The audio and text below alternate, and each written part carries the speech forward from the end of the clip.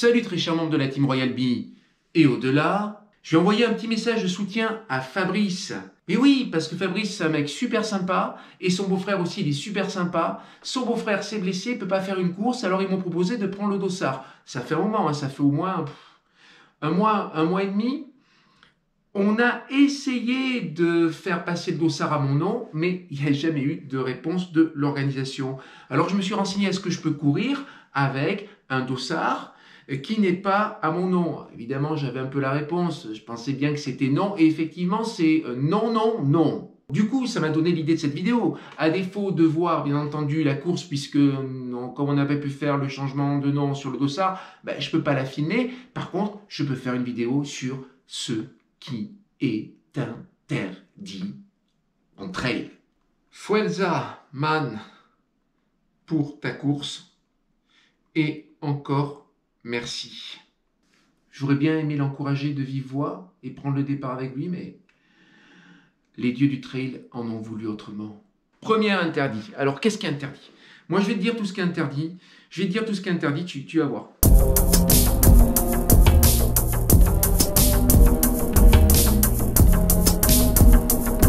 Céder ton dossard à un tiers.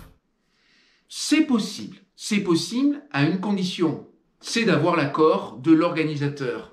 Ça a marché une fois pour moi, c'était pour une course qui s'appelle le Trail de la Galinette, une des premières que j'ai filmées. On m'a proposé un dossard, sans contrepartie, il n'y a pas de revente. Oui, parce que la revente, c'est illégal. Oui, je sais. Il y a des sites spécialisés dans la revente de dossards. Ouais.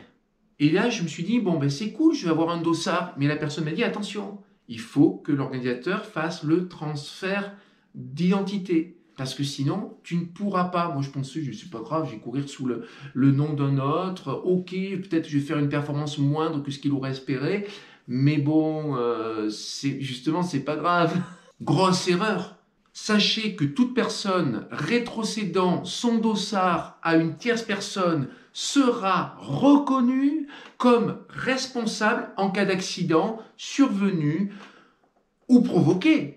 Parce qu'on peut aussi provoquer un accident sans en subir des conséquences par cette dernière durant l'épreuve. Bref, si je courais là sous le nom du beau-frère de Fabrice, il m'arrive un pépin, c'est le beau-frère de Fabrice qui est dans la mouise. Petite anecdote rigolote sur le semi-marathon Paris 2021, 60% des dossards femmes sur le top 10 sont des hommes. C'est drôle, non? Bon, c'est un peu dégueulasse pour les participantes féminines qui se font quand même siffler des places sur le podium, quoi. Et c'est pas illégitime de se dire, ouais, de toute manière, il y a 0,01% de chance pour qu'il arrive le moins de pépins. C'est même pas pour ça que je le prends pas, le dossard, tu vois. C'est même pas pour ça que je vais pas courir avec un autre nom que le mien. C'est par respect pour la personne qui le donne. Et aussi par respect pour leur gars, même s'ils auraient pu faire l'effort de faire le transfert.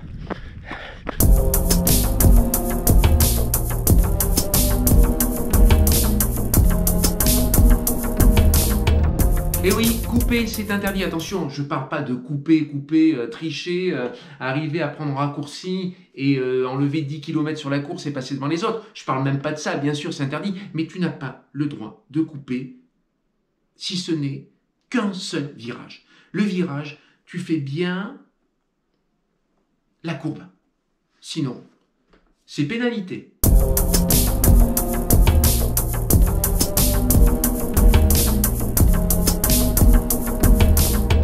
Dans les trucs évidents, bien sûr, le ravito sauvage, bien sûr, interdit. Attention, si c'est une personne, un petit groupe de gamins qui t'a préparé un petit ravito, comme ça là, ou des food fondus comme sur l'UTMB 2022, tu t'arrêtes quoi. Même si t'as pas faim, tu t'arrêtes par principe, tu ne refuses pas, c'est la base. Bon, bien sûr, s'il y a un arbousier ou un mûrier sur ton chemin, tu as le droit de picorer un peu, bien sûr, ce sont des fruits sauvages, mais c'est pas un ravito sauvage ça. Chantomir. Interdit de jeter des détritus. Dommage qu'il n'y ait pas des caméras sur tout le parcours, parce que toujours, je sais pas, quand tu as déjà fait des trails, tu cours, ou tu marches, et de temps en temps, tu vois par terre l'emballage d'une barre céréale, un truc comme ça. C'est vraiment pas cool.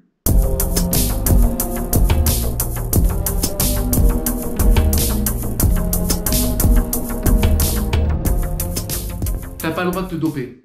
Ça, t'as pas... Non, tu n'as pas le droit de te doper. Oui, t'as pas le droit de te doper, c'est incroyable.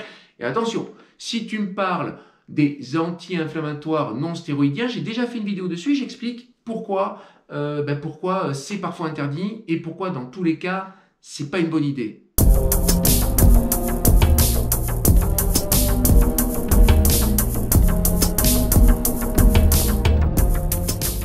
Écouter de la musique, apparemment, c'est aussi interdit, en tout cas pour l'élite, parce qu'il semblerait, et ça, franchement, j'ai essayé de courir en musique un tout petit peu dans ma vie, c'est une catastrophe, mais apparemment, ça peut aider, et donc ça peut être considéré comme une forme de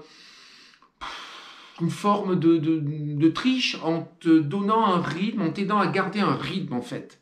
Donc voilà, tu peux pas courir en musique si tu es élite, évidemment, si tu es comme moi, dans le premier tiers du peloton, tu peux écouter tout ce que tu veux, Mozart, Stupid Flip Crew, Rage Against the Machines, Jul, tu peux écouter ce que tu veux. J'ai cité les plus grands.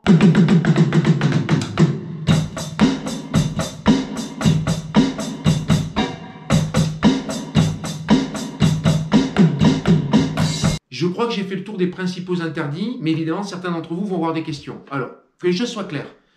C'est inutile de vous poser trop de questions dans la vie, car vous savez très bien qu'il y a beaucoup plus de questions que de réponses.